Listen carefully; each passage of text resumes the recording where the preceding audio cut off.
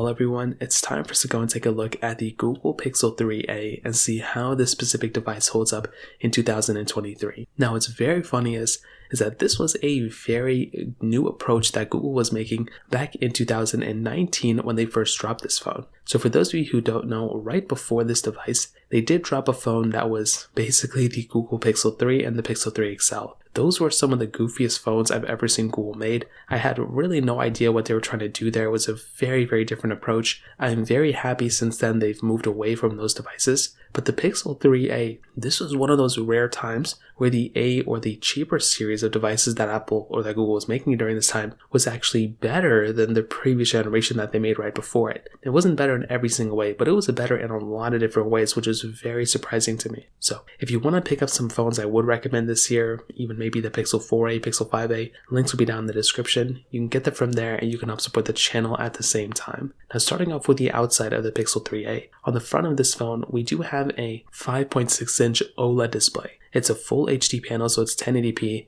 and it was a pretty decent panel when it first came out, and I definitely do still look at this panel, and even though it's definitely not the best looking thing anymore, I definitely do think Google did a pretty decent job with it, especially when you consider that it is a full HD panel, and this was a pretty cheap phone when it first came out. It was not like a $500 phone. I believe it was like around $300 or something like that, so this was a very cheap phone when it first came out. You also had a little bit of bezel at the top and the bottom, but when compared to the other phones back in 2019, especially on that budget price tag, this really wasn't that bad. And also when you consider the fact that this phone also pretty much had a really good OLED display, a lot of phones in this price tag were still at, basically an IPS panel. So I was really happy they did throw an OLED display on this specific phone. And on the outside, I still think this thing looks pretty good, nonetheless.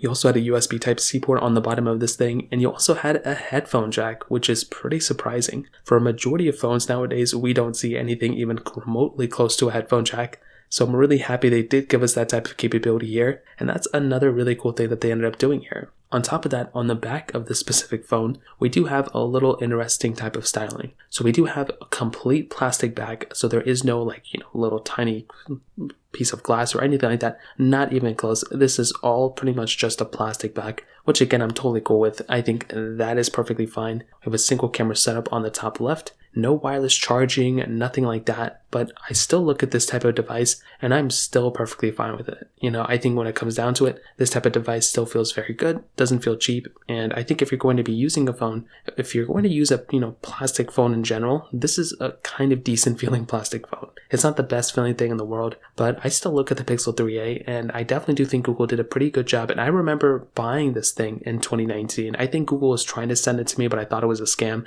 so I just ended up buying it itself, and I had a great time with it for the most part. But I was just had such a sour taste with the Pixel 3 XL in my mouth because of the way it looked, that the 3a kind of saved it a little bit. The 4a, I think they did a great job, but in terms of that kind of covers it up on the outside. Now on the camera standpoint, this was one of the more interesting things about this phone, because during the release, Google was stating that they were kind of giving almost the same camera as they put on the Pixel 3 onto this phone. So you have to remember, even in 2019, this phone had a single camera setup, but all the previous phones that they made pretty much had single camera setups too. And I look at this phone and I still think it had a really decent camera when it first came out. It wasn't better than the Pixel 3 XL, I don't think, but because of its software enhancements and the way Google was trying to, kind of put this phone into a certain box, they really kind of showed us that this camera, if you can build a really good piece of software, you can get, you can turn an average camera into a really decent camera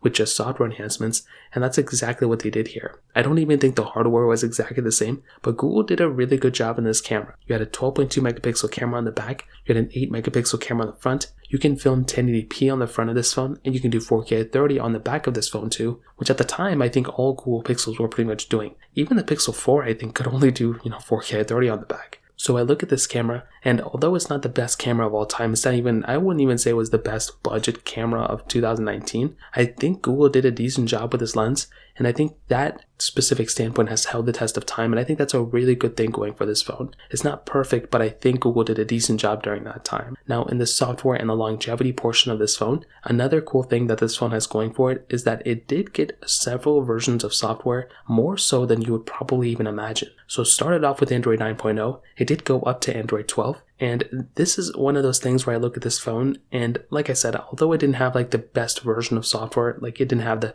longest version of software experience, you were still getting, almost day one updates. As soon as the beta came out, you were getting it on this phone. So although this thing is outdated, I still think Google did a great job at, continuing to push updates, month after month after month or year after year after year on this specific phone. It did start off with Android 9 and it ended with Android 12. So it got about 3 years of Android, which is always really nice to have. And I remember installing the beta of either Android 10 or Android 11 on this device, whichever one was kind of, I think in 2020, end of 2020. And I had, honestly, a better time than I thought I was going to have on that version of software. I typically install the betas on my cheaper, phones that are supported, and before installing them on the more expensive ones. And the Pixel 3a ran it like a champ, which was awesome. So I say that to say the Pixel 3a is unsupported now, but it was supported for quite a bit of time. Now from the performance side, this one has that Qualcomm Snapdragon 670 chipset inside with 4GB of RAM. Now that chipset, if I'm being honest, is fairly outdated. It definitely isn't that great of a performing chipset anymore, but it was the budget tier chipset of 2019. It was pretty much, I guess,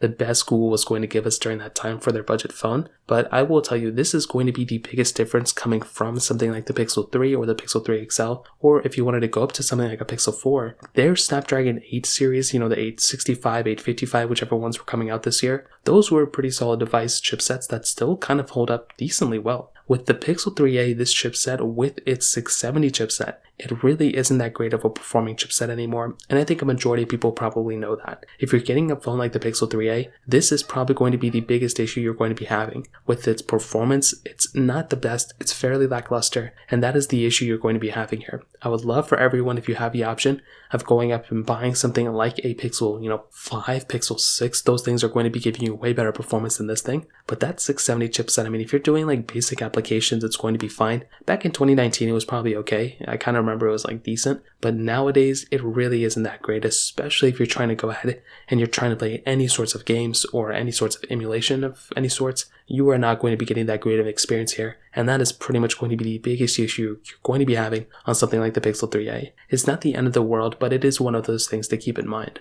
But the battery life was something that was really good in this phone. I mean, you were getting a 3000 mAh battery on this device, which at that time was actually pretty decent. So I still look at this phone, and that was a really big asset for this type of device, which was beautiful. So to kind of sum up this video, what I'll tell you is, I think the Pixel 3a, although it's pretty much not worth buying anymore, I would say, if you were still using this phone up until today, you probably had a decent experience with it. Like, it probably wasn't the best experience of all time, but I think Google did a pretty good job with this phone.